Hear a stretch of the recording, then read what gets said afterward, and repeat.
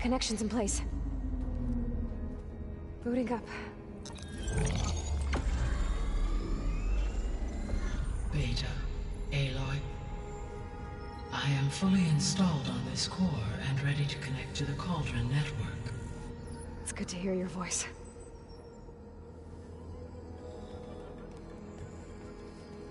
Errand, everyone. Fire your pulses and sound off. I'm at my Cauldron. This thingy, it's blinking. Did I do it right? In position at my Cauldron. My pulse generator is blinking also. That means they're working. I'm in position and mine is too. Mine as well. Okay. Radio silence until I give the all clear. Signing off.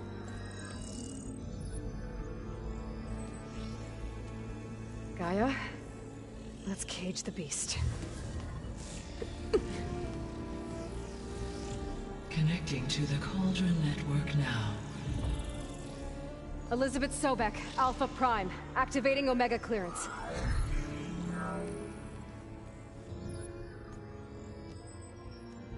Elizabeth Sobek, Alpha Prime, activating Omega clearance. Clearance confirmed. Initiating containment sequence.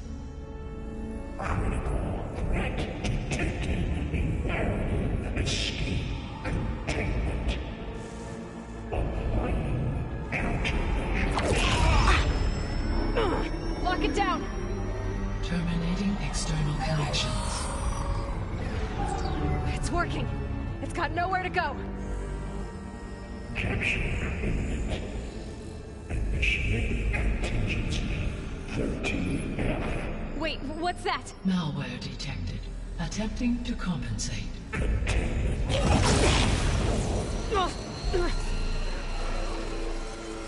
It's cracked. Look! Activated. Engaging autonomous defenses. Directive. Neutralize. That means machines are on their way.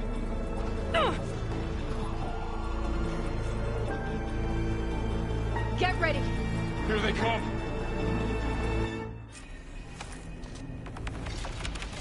They're onto us!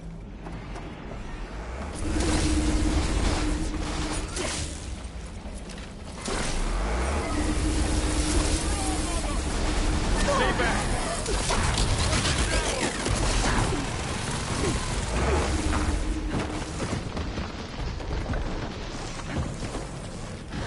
Get back!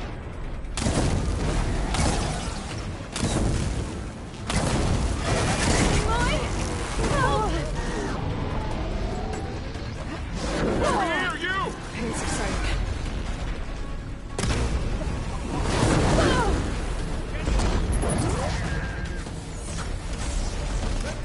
Aloy! Get a hand over here!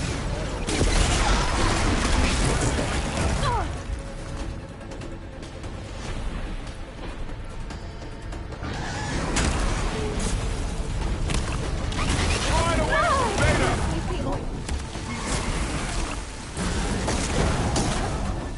Wow!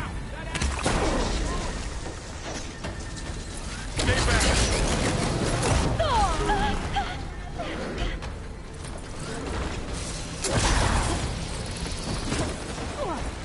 Get back!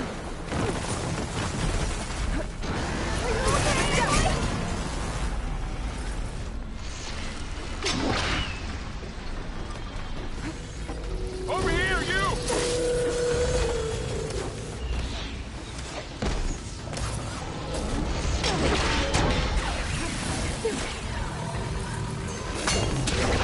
Aloy, get a hand over here! Take these, Aloy. Ammo for you. Get somewhere safe, Aloy. Right away from Beta!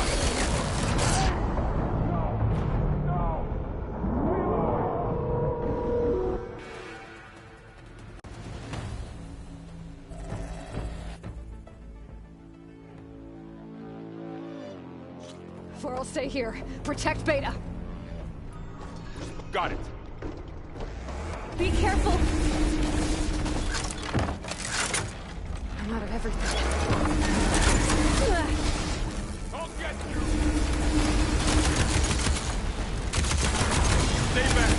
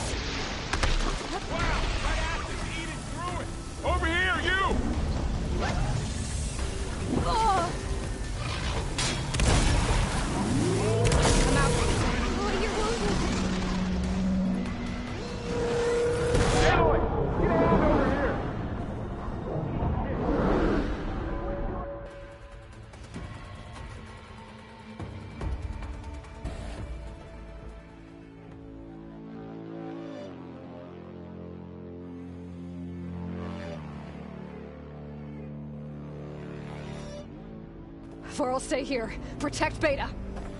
Got it. Be careful. Take him out! Aloy! I can use some help! Stay back! Aloy?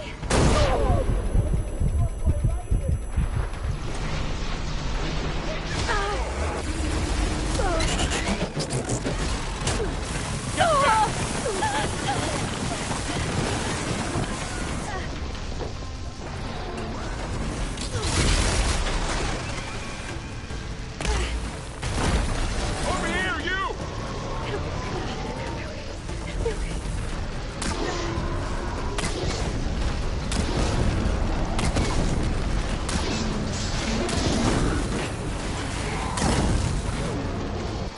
Aloy! Need a hand over here! Really angry. Oh.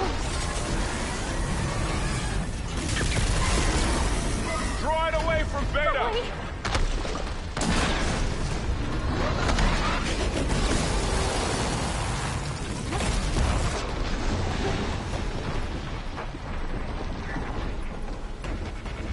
Stay back!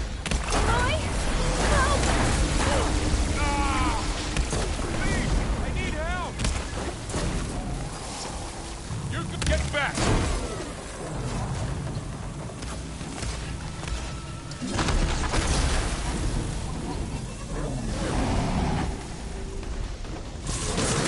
Over here, you!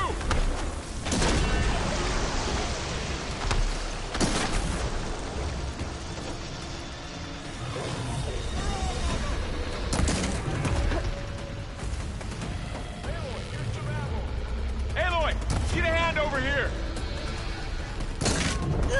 Worst case, Aloy.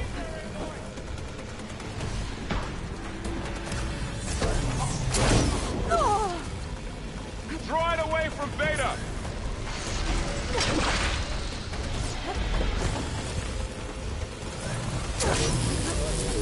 Oh. You're wounded. Stay back!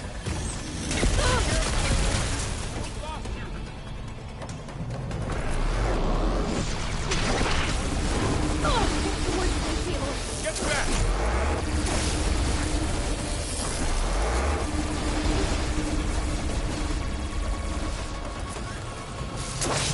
Over here, you!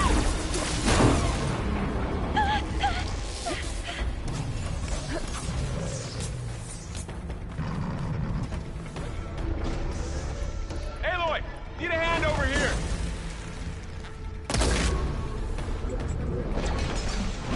Oh, you're wounded. More pieces up! Think you could draw it away from Beta!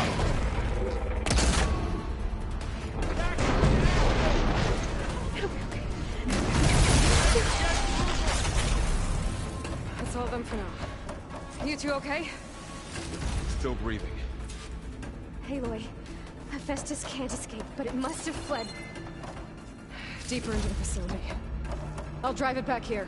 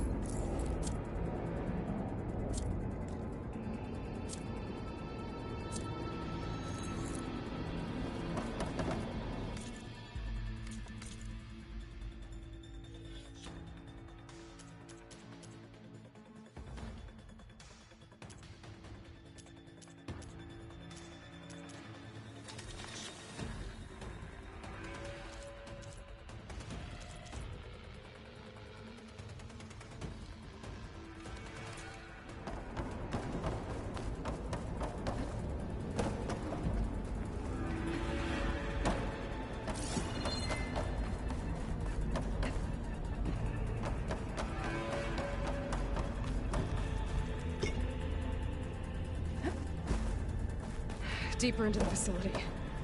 I'll drive it back here. I'll get the cracked core fixed in the meantime. Now this is a keep her safe, Vol.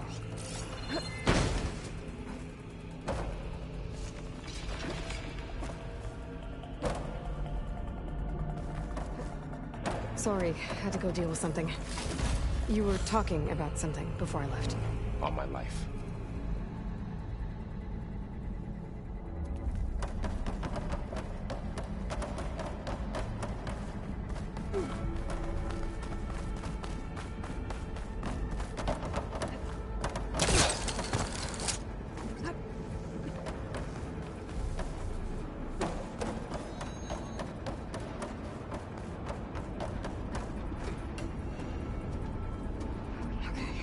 Chase after Hephaestus.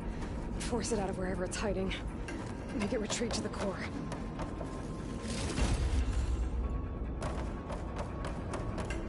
Deactivate connection with update 3.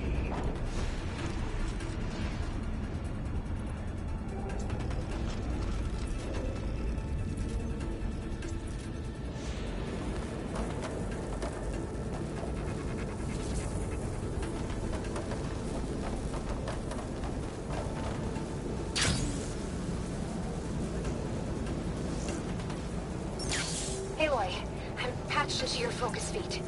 You should know there's a huge power draw coming from the next chamber. Thanks for the heads up. I'm almost there.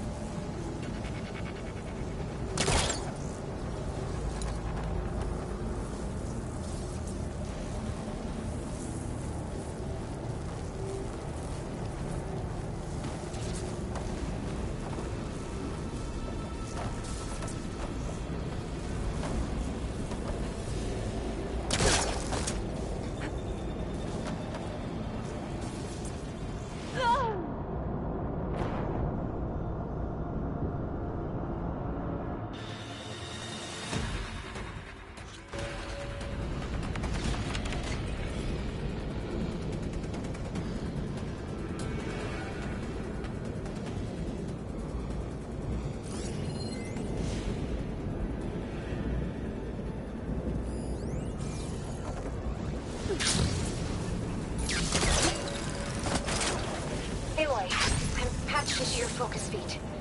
You should know there's a huge power draw coming from the next chamber. Thanks for the heads up. I'm almost there.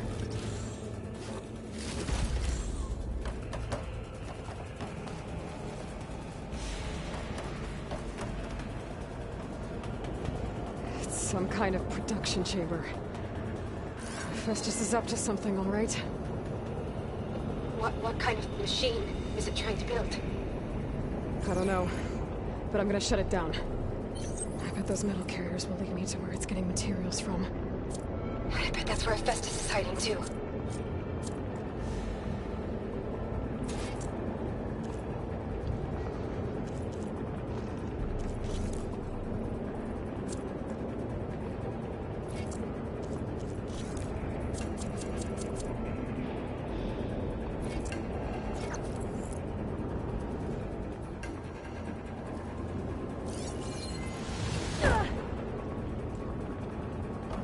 Miscalculated that landing.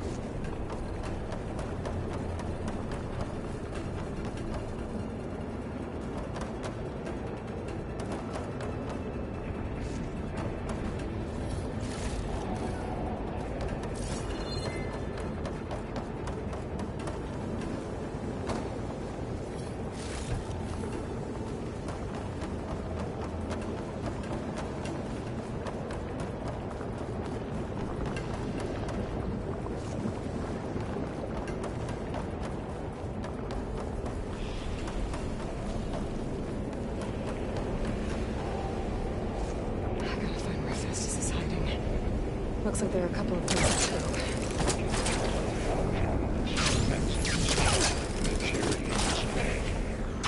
Machines are making a beeline for another chamber. I better follow them.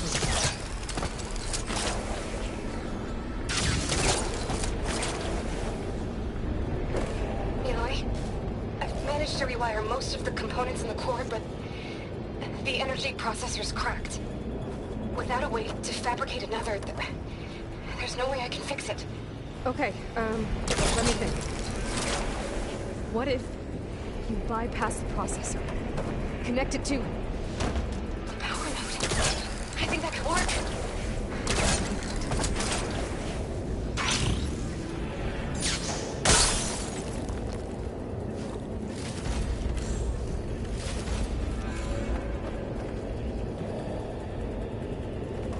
Might be able to catch a ride on the rail. Go over the shield.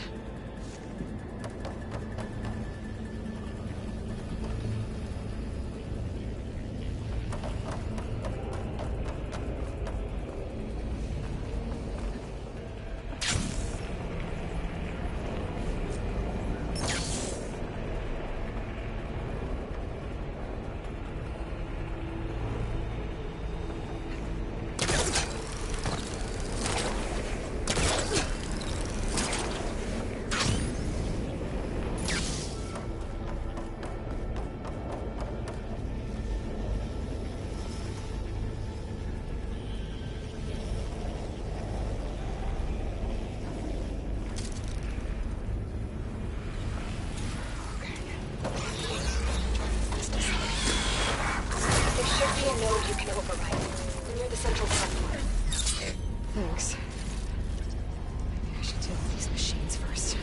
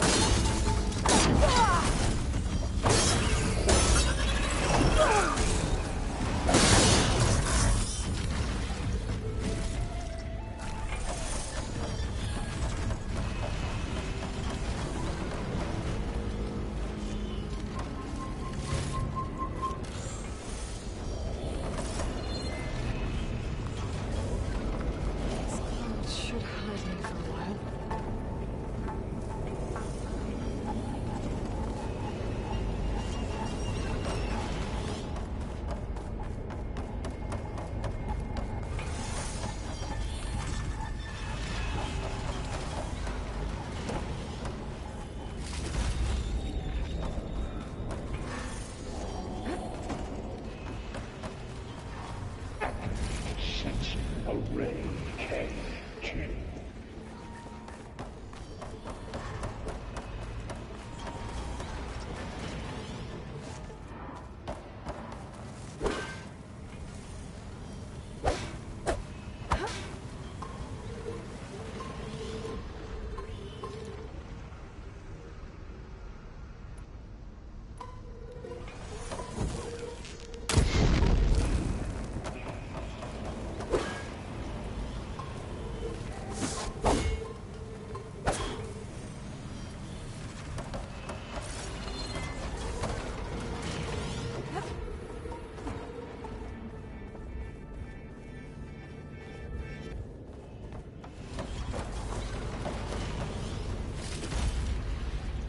Cycle icons A2 and B63.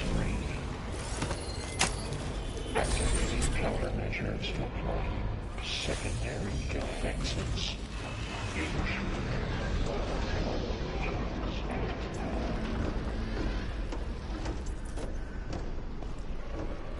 Oh, great.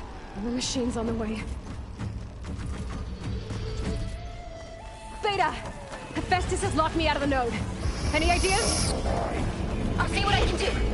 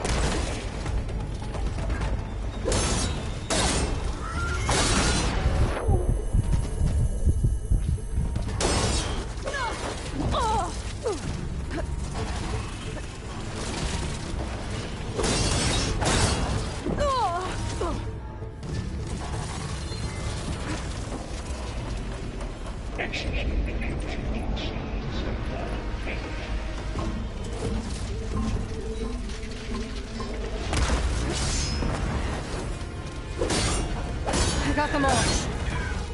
I tapped into the core's network hub.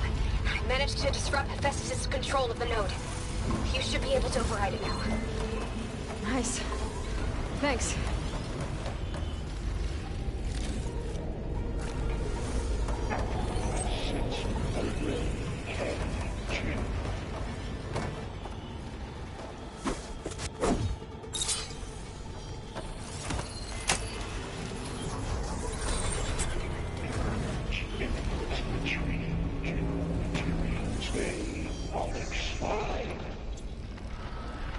Sounds like it fled to another chamber.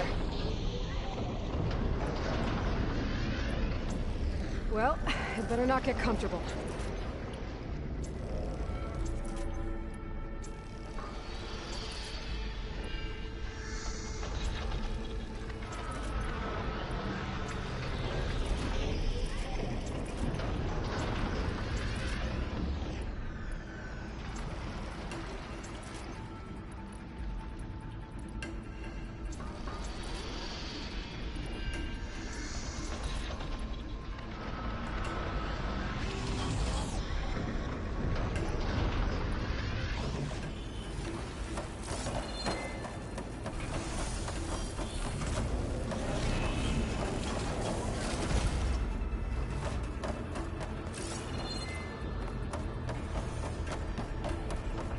Energy containment failed. Saves overwritten.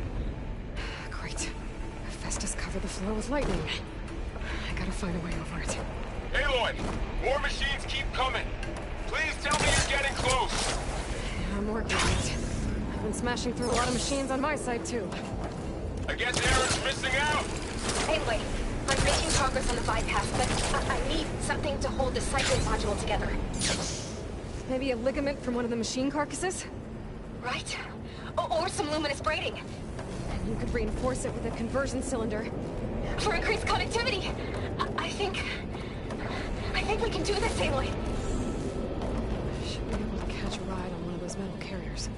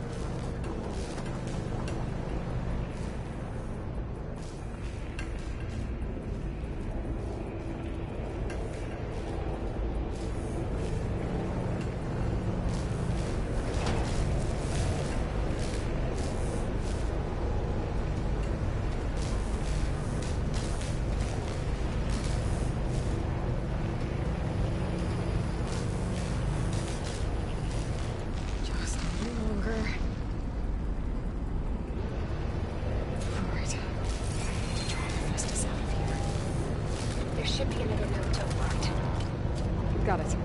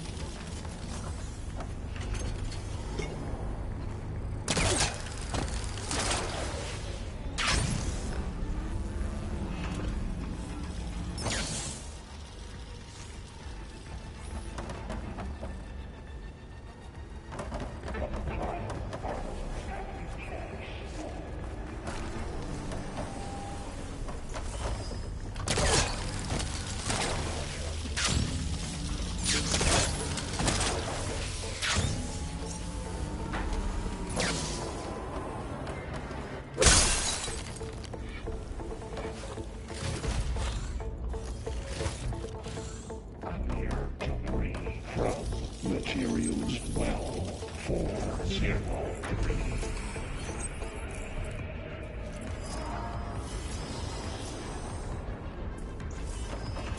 Intruder detected. Activating countermeasure CX. Kenya 9. Autonomous defenses deployed. Oh, here we go again. Structural analysis subroutine. Doesn't sound good. I'll try to get your access back.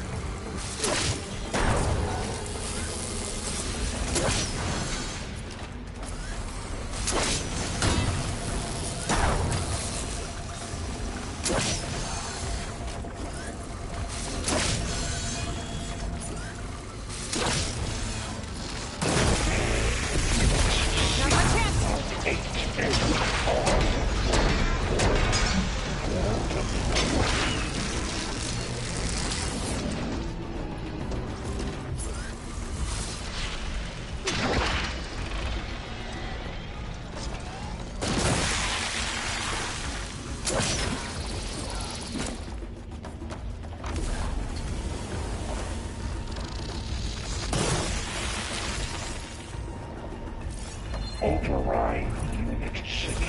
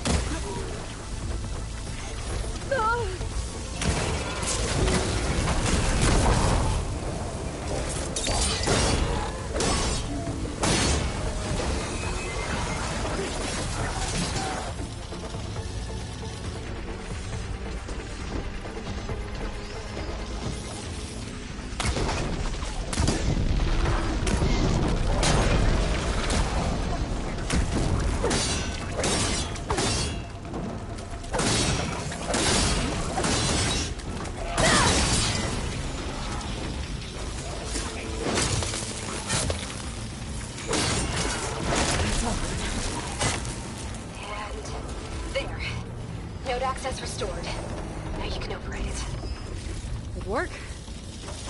You did the heavy lifting.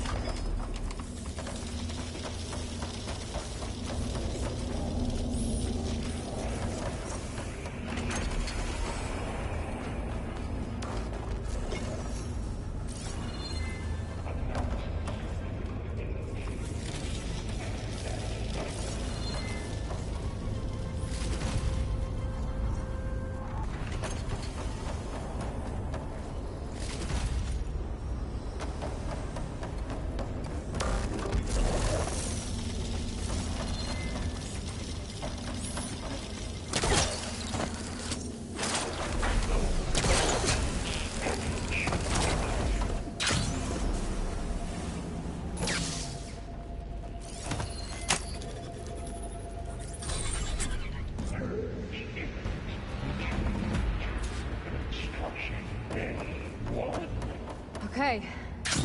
This is running out of places to hide. Aloy? I just registered a huge energy surge back in the production chamber. Something big is happening. Here too. Everything's glowing. The machine Hephaestus was building. It must have finished it.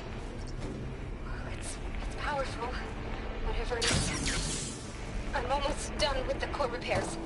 Should we come to you? Maybe I'll distract the machine. No. Just stay where you are, okay? Handling the machine is my job.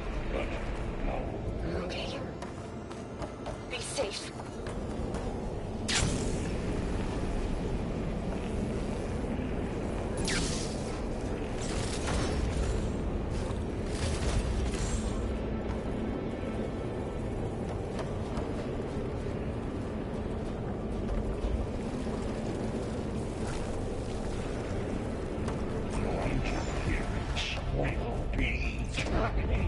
Deploying priority.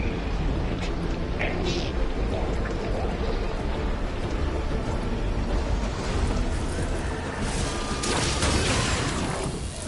Things on his legs is glowing. I think it's charging up.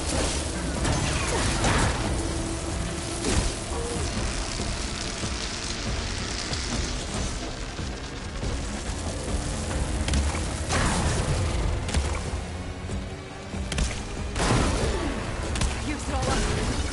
Finish charging.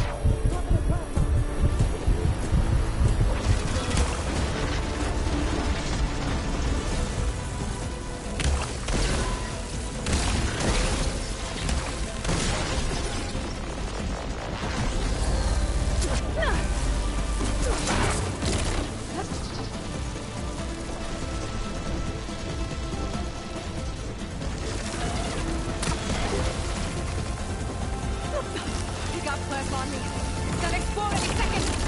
Maybe one of my potions.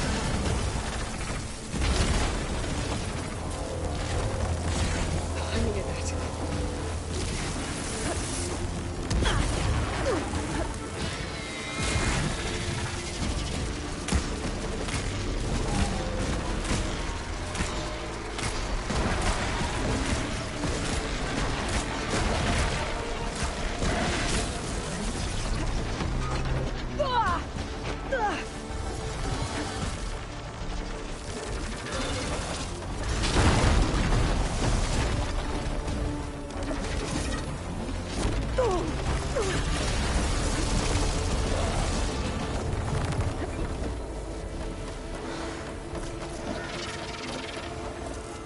Charging up again.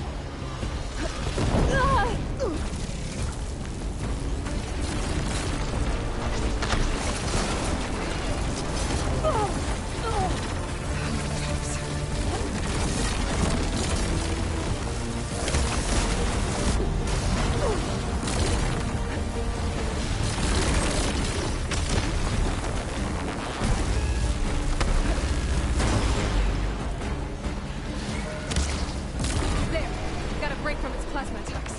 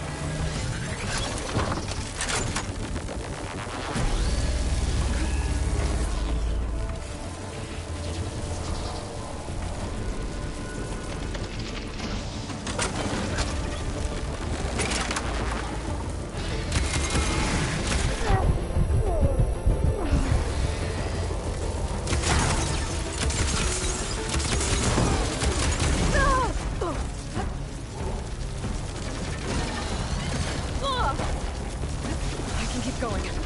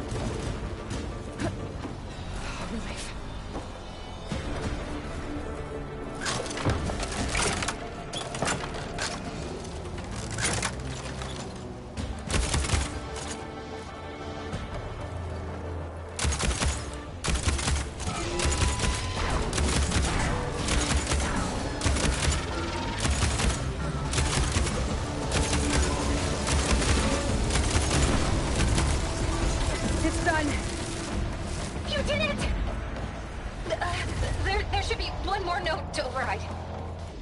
Good. Stand by. I'm sending Hephaestus back to you.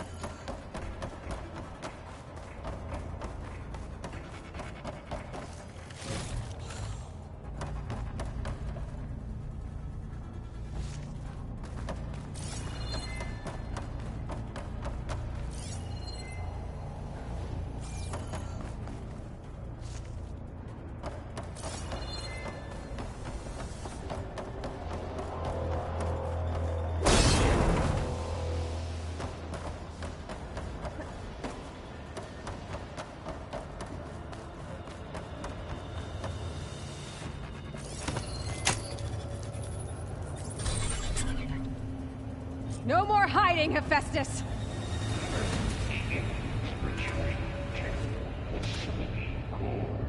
Got it! Hephaestus is back in the core! Make sure it stays there.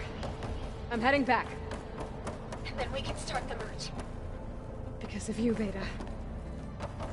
I'm glad you came along. And you, Laurel. We couldn't have done any of this without you. Right back at you, Aloy.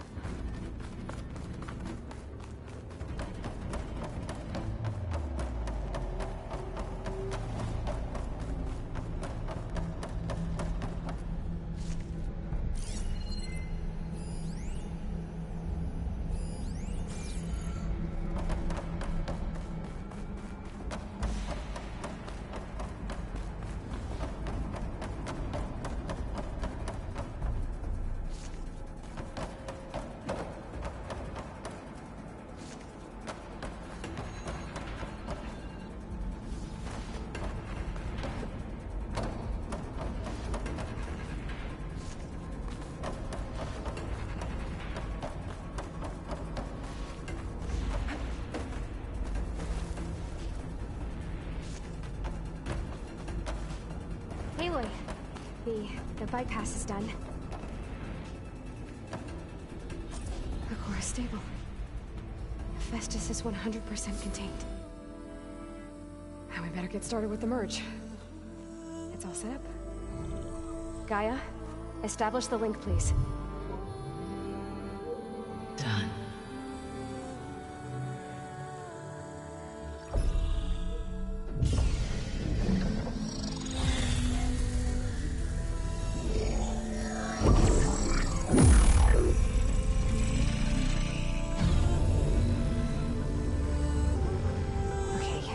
To complete the merge, we need to excise Hephaestus' malicious code.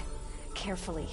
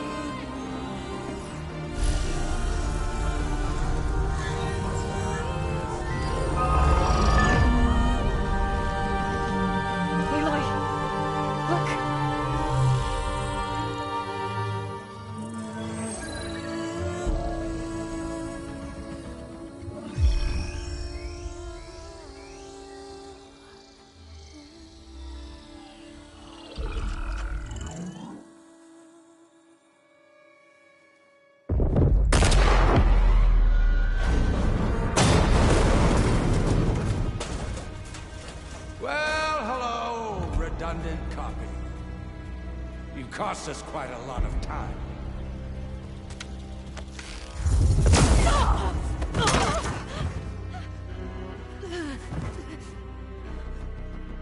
Eric, get Beta.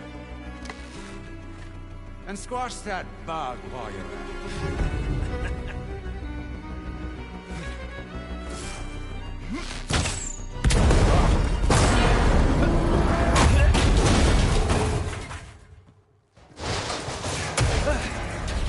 Ooh! Get behind me.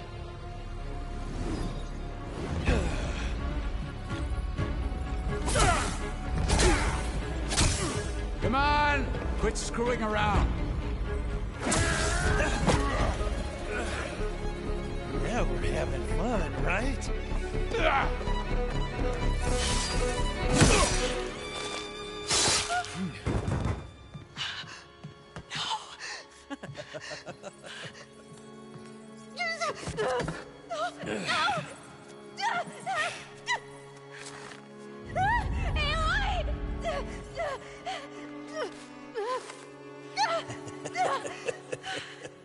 Finally.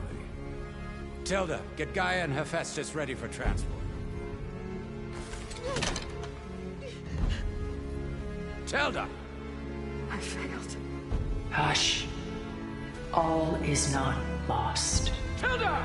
What the hell are you doing? Stop her! I can't even see her!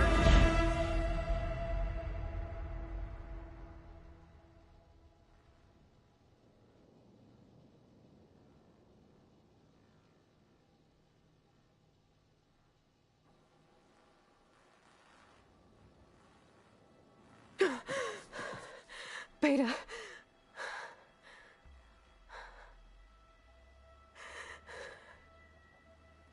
Varl.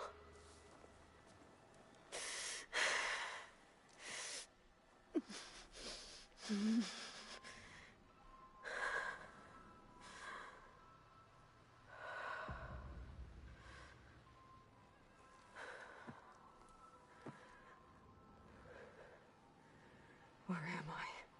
Ah, you're awake. You took quite a hit when Gerard attacked you. I imagine you must still be in a great deal of pain. I can assure you that we are safe. The others can't detect us here. You mean the other Zeniths? You must be Tilda. I wasn't sure if Beta would have told you about me. Where is she? Alive. And while she isn't where she wants to be, not in urgent danger. We must discuss how to get her back, of course, after you've shaken off the cobwebs. When you're ready, take the stairs down the hall and come see me.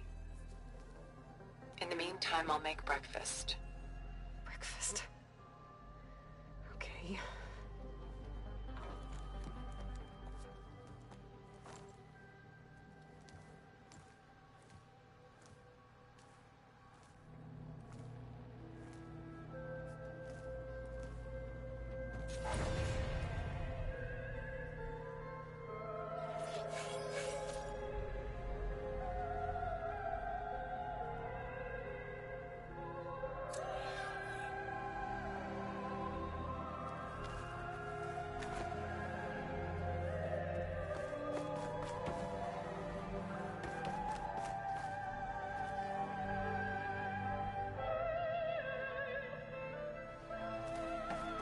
What was all this for? Some kind of survival bunker?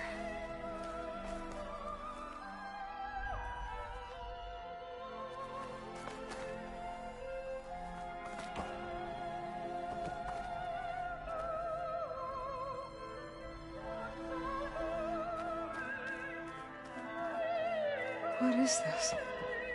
Just a few favorites from my collection. Rescued and stored here just before I went off-world. Take a look, if you like. I'm curious to hear your impressions. My friend is dead. Beta and Gaia are gone, and you want me to look at old paintings? Don't be so quick to dismiss the comfort we can find in art, or the insight we might gain.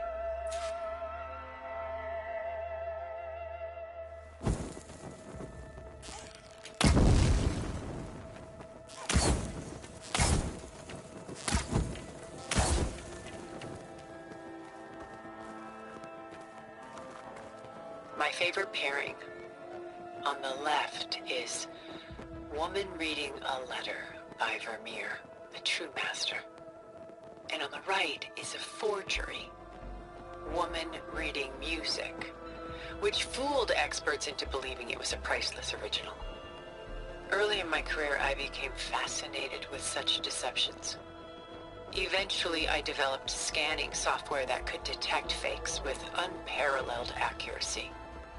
Is that how you made enough money to buy your way onto the Odyssey? Oh no. I made my real fortune later.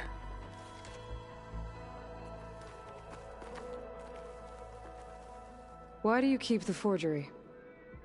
I've always enjoyed studying the two side by side. Both painters capture light, color, and perspective. But what makes one a masterpiece and the other simply an imitation? The forgery looks... sharper? Good eye. The details are crisp. The contrast bold. It tells us more, and yet we feel less. What's in the letter? Who can say? What does the painting tell you? She's... concerned. Whatever's written in the letter troubles her. A burden she can't put down. Fascinating. Why go through so much effort to make a fake masterpiece? The forger initially painted under his own name, but found little success. His work was considered unremarkable. But when he took on the guise of Vermeer, suddenly it was celebrated as extraordinary. But it was a lie. And he knew it. Sometimes we struggle to glean what is real and imagined, even within ourselves.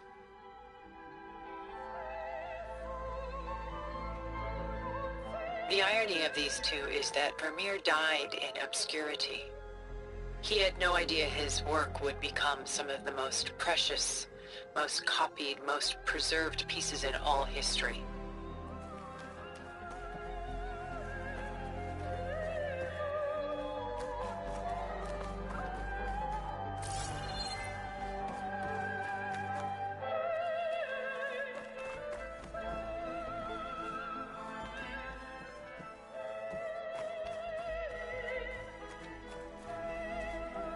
Selene and Endymion. She's the goddess of the moon, whereas he's a simple shepherd. Beside her is the god of love, Cupid. So she's... sneaking up on him? More like visiting him in secret. The torch that Cupid bears represents Selene's undying infatuation with him. Though the two must remain apart, her love will forever burn. And why can't Selene and Endymion be together? Selene took a vow of chastity, promising to never take a lover. So when she fell in love with Endymion, she could only visit him at night while he slept. But then wouldn't she be breaking that vow? Think of it as a forbidden love. Though circumstance keeps them apart, still they find a way to come together, however briefly. Aren't Selene and Endymion cold? Perhaps we should move on to another piece. Shall we move on?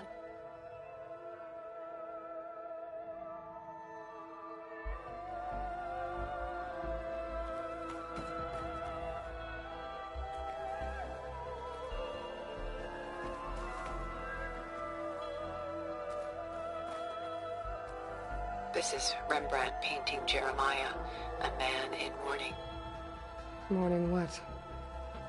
His home. The ancient city of Jerusalem. He foresaw its impending doom, but could do nothing to prevent it. So instead, he saved its treasures from destruction, just as I saved these works. You could say we're kindred spirits. About Jeremiah. If he knew his home would be destroyed, why didn't he save the people? Why save those relics?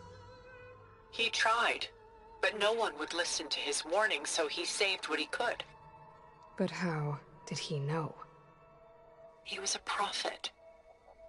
He saw an army invade and destroy the city in a vision.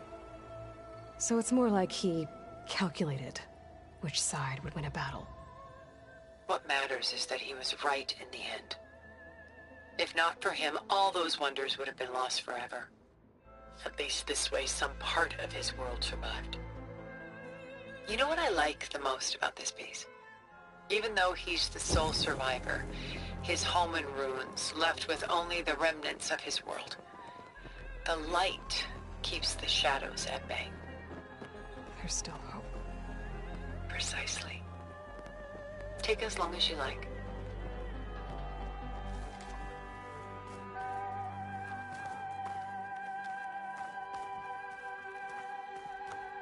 A portrait of the painter, Rembrandt's son Titus, depicted in the habit of a monk. I don't get it. Why would someone like you, with infinite resources, care about this painting of a boy in a hood? It's not the image itself, but the feeling it conveys. The face is bright and defined, but his eyes are downcast, heavy with misfortune. And the background seems to swallow all light. The painting is infused with a sense of loss. I guess I understand how the painter feels. Works of art such as these can often cause us to look inwards at our own lives. I'm sorry about your friend. Had I been able to intervene, I would have. But the risk of losing you as well was too great. Everything went by in a blur. I couldn't get to him. You know, long before holograms and focus recordings, people relied on art to memorialize their loved ones. Because of works like this painting, their lives are immortalized. Rembrandt had 4 children by his wife. All but Titus died shortly after she gave birth to them. She passed not long after that. Titus became the only family Rembrandt had. Which is why he painted him this way. Indeed. Then tragedy struck again. Disease claimed Titus at 26. It's almost as if Rembrandt painted the future, closing in on him. Rembrandt actually painted several portraits of Titus, but this one has always been my favorite. It's honest. What do you mean? In others, Titus was portrayed in brighter, livelier states, but here, Rembrandt allows himself to express his true feelings. Sorrow, fear, hope, love, laid bare on canvas for all time. I see this one resonates deeply with you.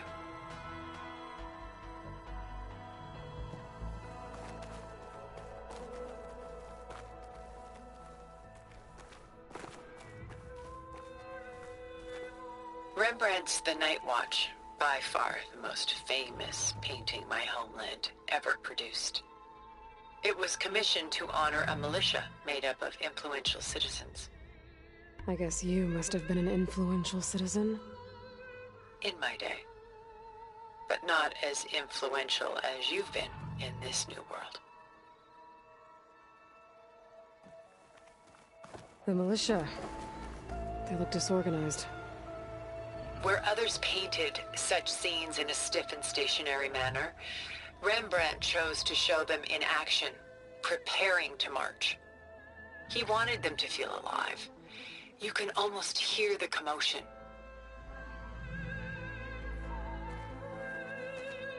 Who's the girl in the painting?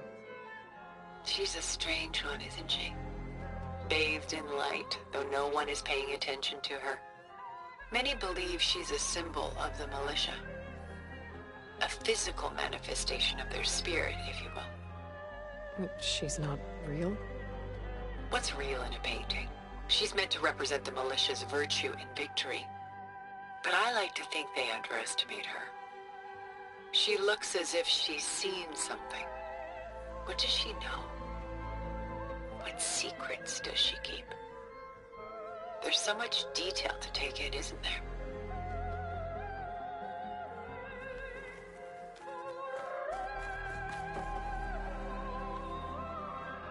The Gust by Willem van de Velde, the most famous of his many maritime paintings. A ship crossing into the unknown. I guess you're familiar with that. Indeed, which is why I appreciate this composition in particular. Though waves and wind threaten to destroy the ship, it perseveres, clinging to the light even as darkness closes in all around it. Where is the ship going? To a faraway land, most likely. My ancestors used ships like these to explore the world, sometimes at great cost. What were they looking for? Anything of value. They were traders willing to face unknown dangers to make their fortunes. But no matter how far they went, they always turned their sails home. So this Van de Velde only painted ships? It was his specialty. Following in the footsteps of his father, Willem the Elder. The two had quite a journey of their own, taking them all the way to the court of a foreign kingdom. Did they ever come home?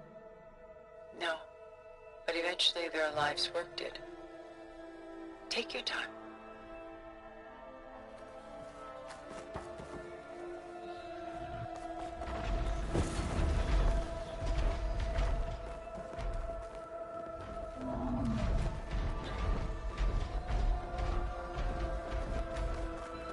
A lot of weight on his shoulders.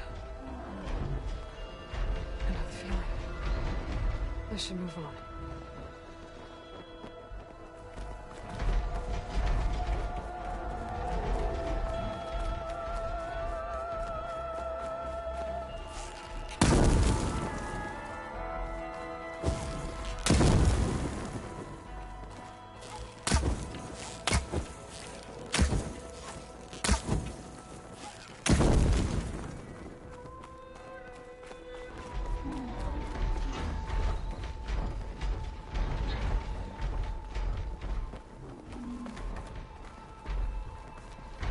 Pulling out her own hair. Out of madness, out of grief. It's hard to watch her suffer. I should move on.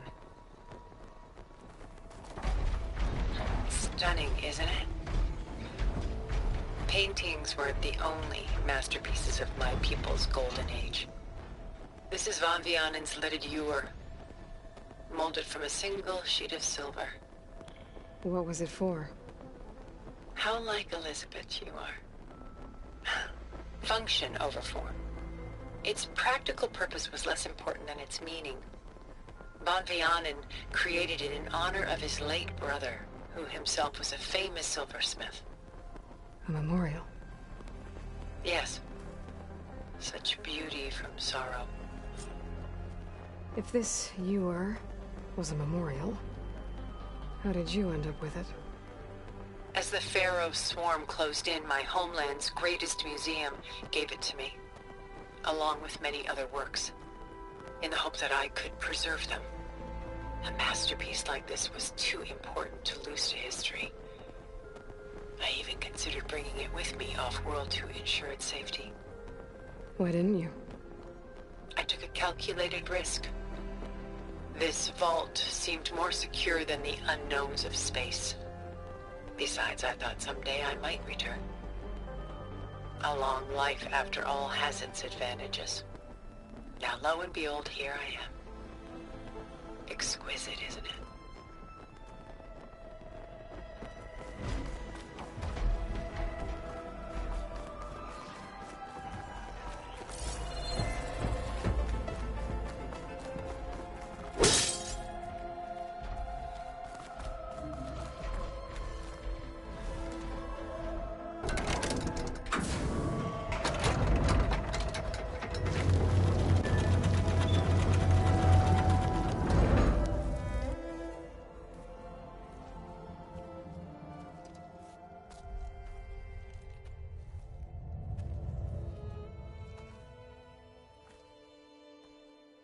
There you are. Feeling better? How did you find us? At the Cauldron? And what did you do to everyone right before I passed out? All business, I see. Well, suffice it to say we were keeping a very close eye on Hephaestus, knowing we would need it at some point. Your ruse didn't fool us, and as for my little trick, it was an overload of the senses, accompanied by an energy discharge. Gerard and Eric were only momentarily disoriented due to their shields, but it rendered you unconscious while I got you out. Perhaps some breakfast might steady you a bit?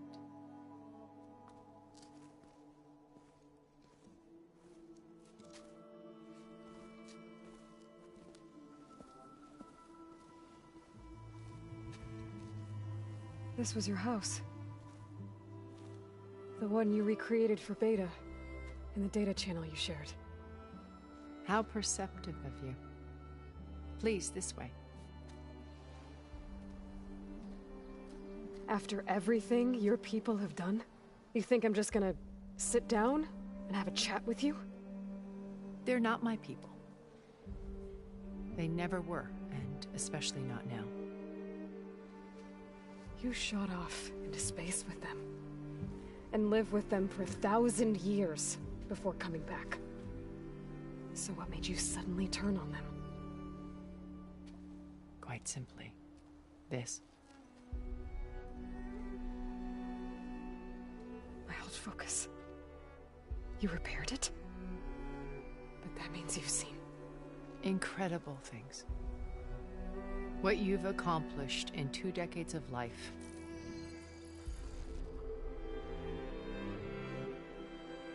A 1,000 years at my back, and I haven't even come close.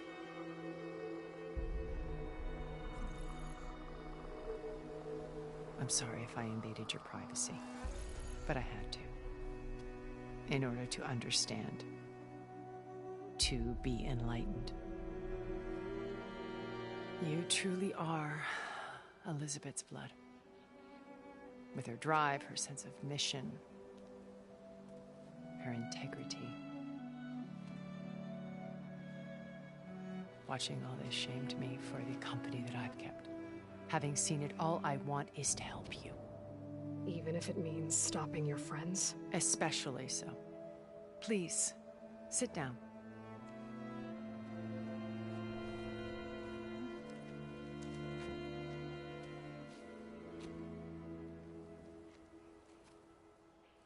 There. That's better. Now, we must recover Beta and Gaia at all costs. By now, you must know that Gerard intends to use Gaia to reboot the Earth's biosphere.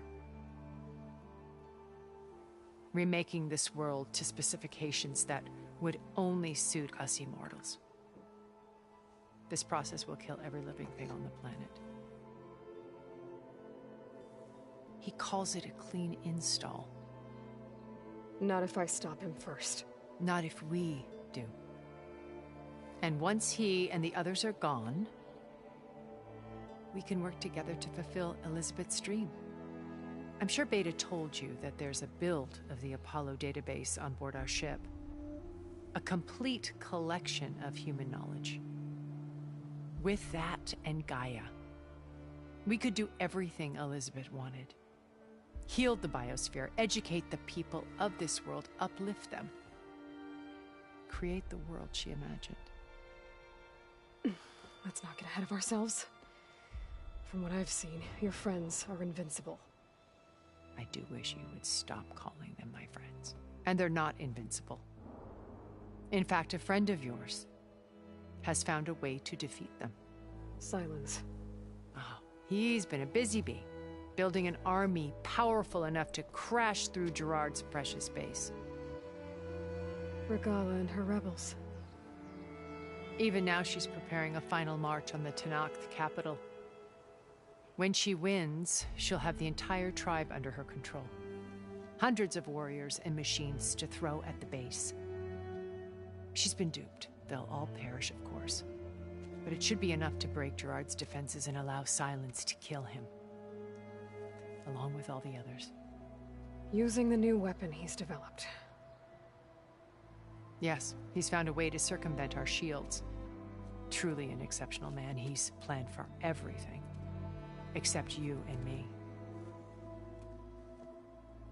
You see, while his army is battering down Gerard's doors, you and I will sneak in through a back way. One that only I know about. While Silence and my friends are busy battling each other, we'll take back Beta and Gaia. I told you I want to help you. I mean it.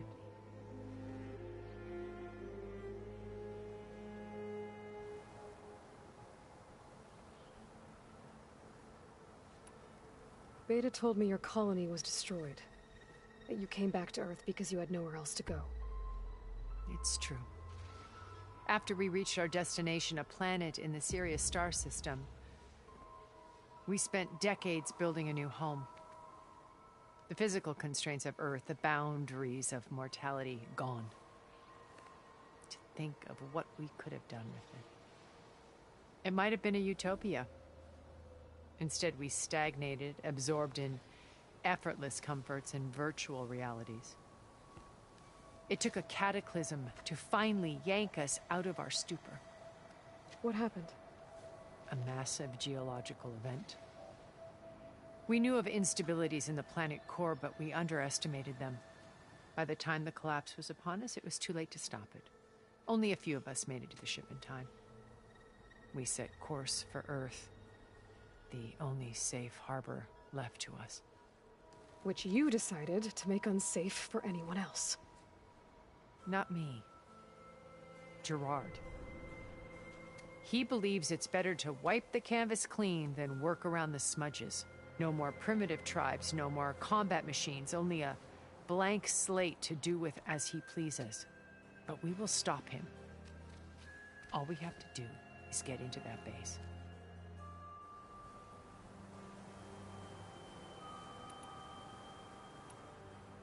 What exactly is your plan to sneak into the Zenith base? We will make use of a lesson I learned from an early age. Always know your exits.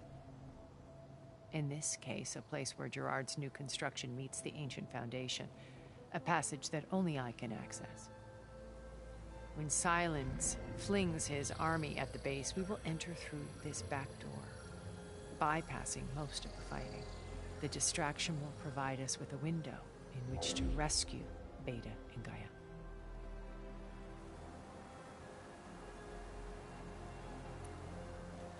Once we're inside the base, where will we find Beta and Gaia? Here in the command center.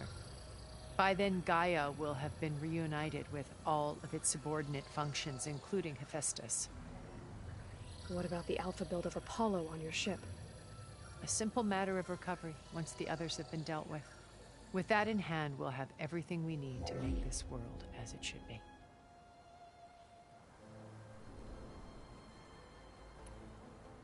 You said Beta is not in urgent danger, so what are the Zeniths doing to her? Putting her to work. Merging Hephaestus with Gaia.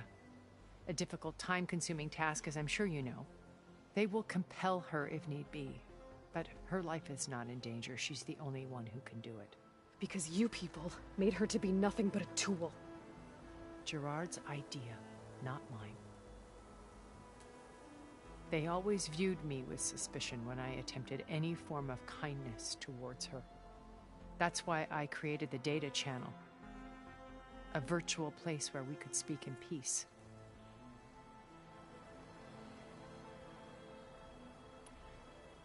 So this channel you shared with Beta, none of the other Zeniths ever found out about it?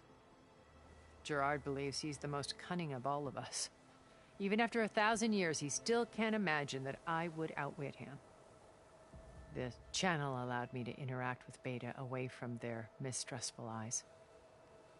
It offered us a chance to be ourselves. Until you cut off all contact. Yes, though it pained me. I was worried that our meetings would do her more harm than good. She felt like you tossed her aside. I was afraid the others would find out and punish her. She may not have had the comforts of friendship anymore, but at least I ensured she was safe. I know it seems harsh, but you must believe that her well-being has always been paramount to me.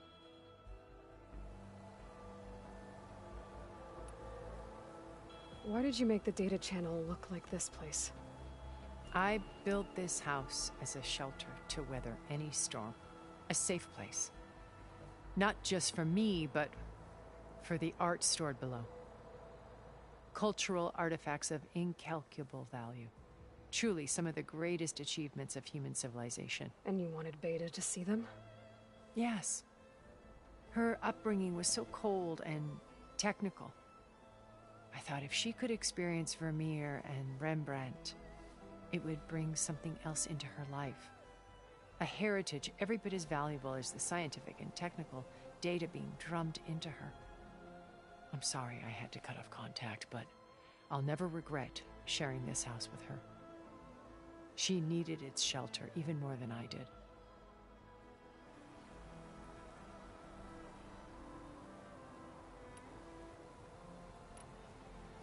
So you knew Elizabeth. What was she like? Liz was everything she was. I see in you. And more. Your ingenuity, your determination, your moral compass. You've managed to distill her greatest qualities and make them your own. I'm not asking about me. Tell me about Elizabeth. What was she really like? The honest answer is that I don't actually know. For all the time that I spent with her, she always kept a part of herself locked away. It was like that from the moment we met.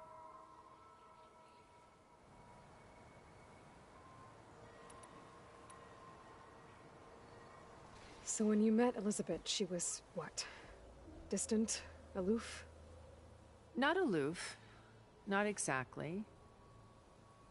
It was a summit in Paris about machine learning, a touchy subject in those days, because regulatory authorities were just starting to clamp down on AIs. Liz gave the keynote address. She had already achieved great renown for her work in automated environmental reclamation. But in her address, she was just starting to imagine the next step, an AI-driven system that wouldn't just act on its programming, but actually take responsibility for its sphere of influence. To care about life, not just follow orders. Revolutionary stuff. I was fascinated. And I wanted to meet her for a long time.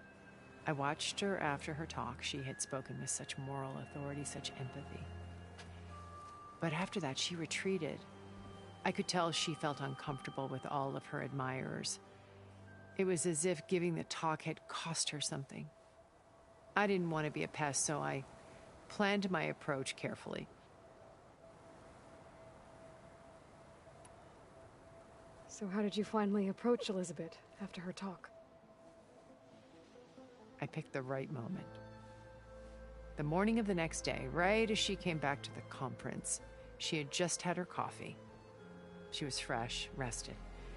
It was like she had braced herself for the onslaught of colleagues. I asked if I could walk with her, then put forth a question about her talk that I thought was intelligent. Her answer made me realize it wasn't, but she was very welcoming. Almost as if we were previously acquainted. It was only halfway through the conversation that I realized she knew exactly who I was. It was quite a shock to me. My business was trafficking in secrets, and I took great pains to protect my anonymity. So that was Liz, perpetually one step ahead. I came to view our meeting as a metaphor for our friendship. She always seemed to know me far better than I knew her. I guess I know the feeling.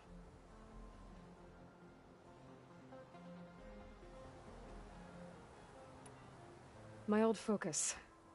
How did you find it, let alone repair it? When we encountered you at the Hades Proving Lab, Gerard saw you as a redundancy. I knew better. You were a revelation. After your dramatic escape, bravo, by the way. Gerard and Eric assumed you were dead and gave up the hunt. I wasn't so sure.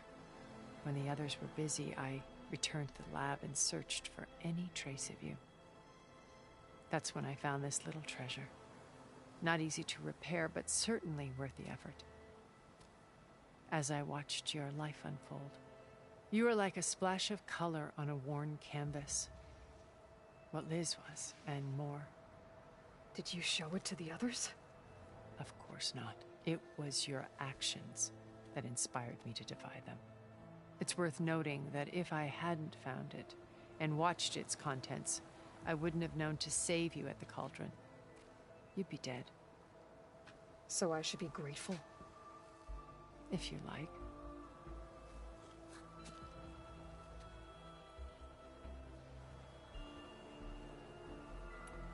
So you know all about me. What about you? What would you like to know? Well, start with your life on Earth. When I was 8, terrorists flooded my home city. Thousands drowned, my parents included. I was one of the few who survived. My guardian sent me to boarding school. Among my peers, I was the strange girl, the orphan to be avoided. All because of circumstances beyond my control. Oh. So we're a lot alike, huh? Aren't we? You were an outcast. But you didn't let that stop you from getting what you needed. Neither did I. I climbed my way out of desolation and used my wits to build a fortune. First, from the technical analysis of art and the detection of forgeries. Profitable expertise in those days. But as it turned out, the software I developed was even more useful for counterintelligence. From there, it was only a short step to gathering extremely valuable intelligence on my own. You were a spy? More like a service one could turn to for information. I had to remain anonymous, of course, to protect my privacy. But despite that anonymity, Far Zenith inevitably sought me out.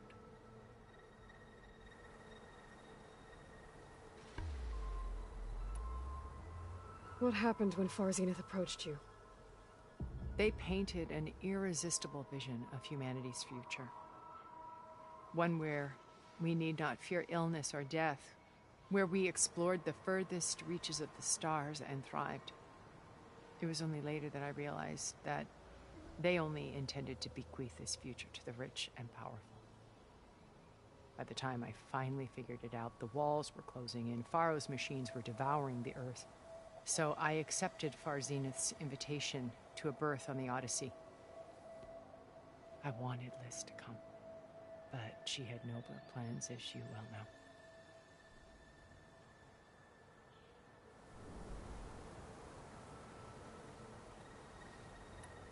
So you didn't know the other Zeniths were monsters until it was too late? I knew some of them were, certainly.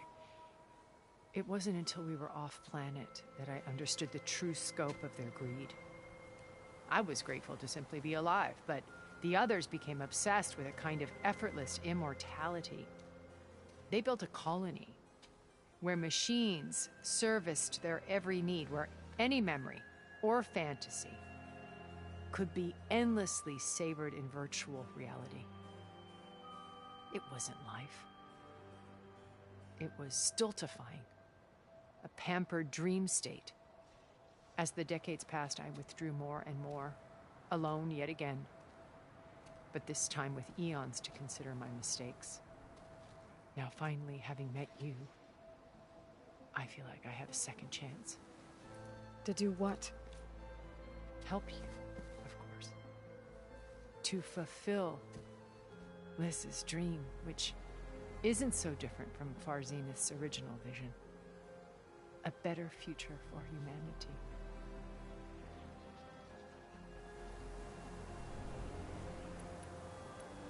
How do you about Silence's plan? He isn't the only one adept at spyware. You hacked his focus? No, he's too careful for that. But his subordinates? Not so much. He gave additional focuses to the tribals he branded the Sons of Prometheus. By tapping them, I learned about most of his dealings. The distribution of override technology, the arming of Tanakh rebels, and the secret pact with Regala to attack Gerard's base. But how did he come up with a weapon that can take down your shields?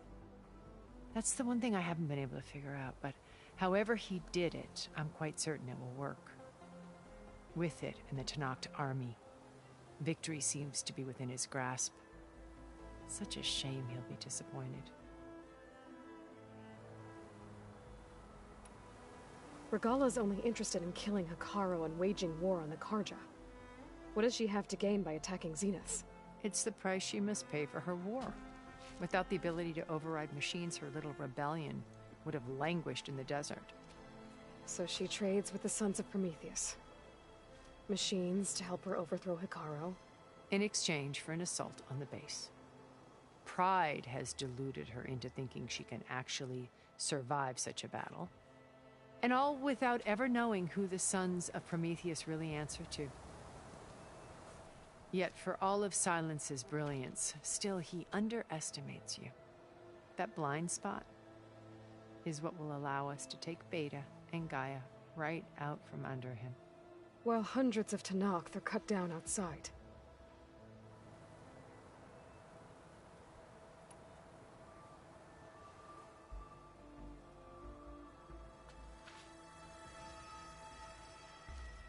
First Varl. Now Hekarro and the Tanakh. Your plan would wipe out an entire tribe. There has to be another way.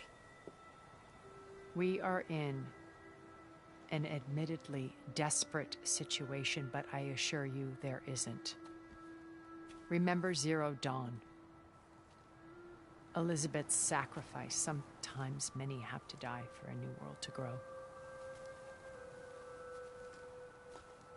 If it looks impossible, look deeper. Wait. The data channel. It still exists, doesn't it? I need you to open it. Let me talk to Beta. Impossible. We might be detected. It's worth the risk. There is another way, one where the Tanakh survive. But we won't. If the others... If you want to help, open it.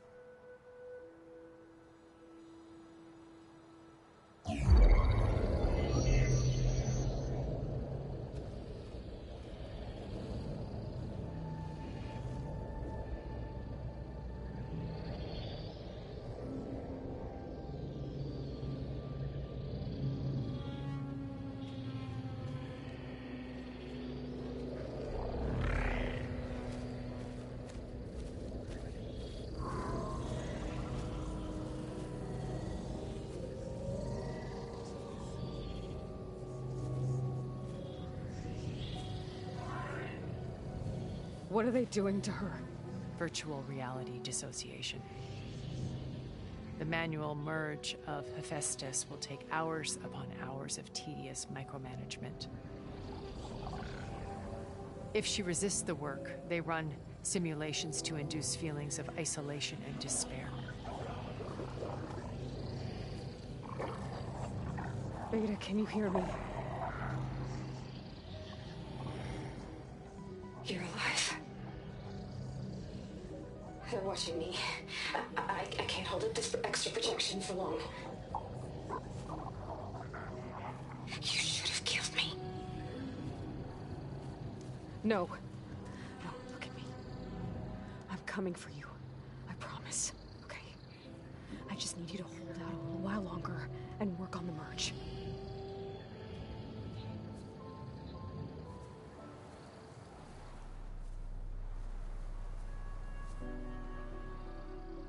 Then I think it can be done.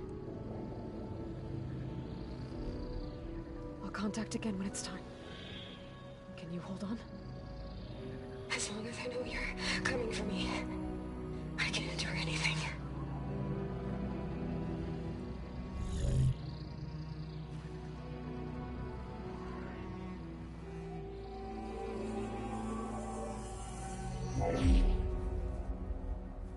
All right. I did as you asked. Now I think you need to tell me what you're planning.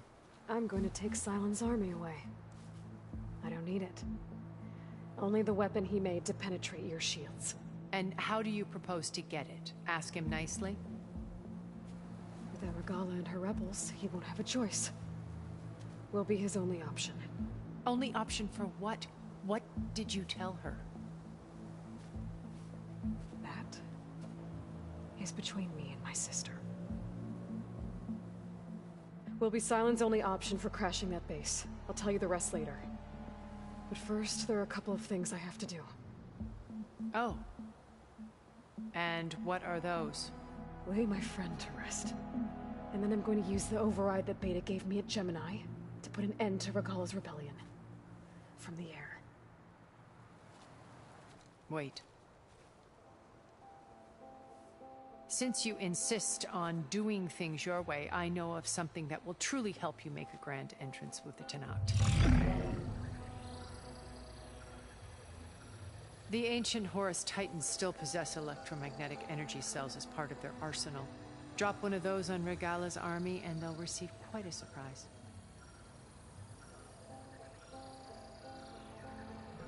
So go, do what you must. I'll come to your base if you manage to bring Silence to the table. Not if. When.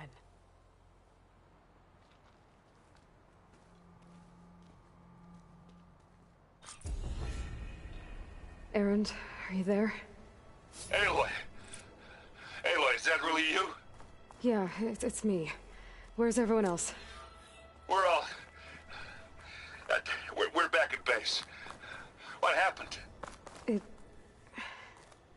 might be easier to explain in person. I'll try to join you there when I can. Okay. We'll wait here for you. It's good to hear your voice, Aloy.